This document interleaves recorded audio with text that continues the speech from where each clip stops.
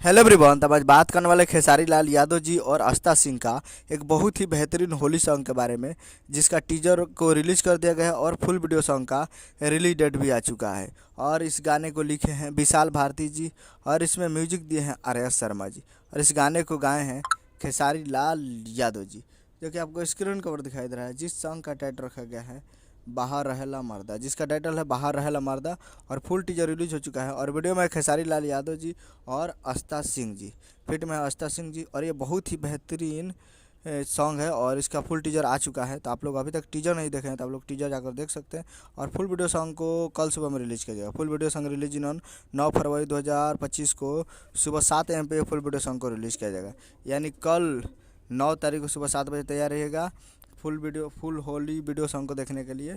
और ये आ रहा है global music junction Bhojpuri YouTube channel पे। Global music junction Bhojpuri YouTube channel पर कल सुबह में तैयार रहेगा 7 बजे।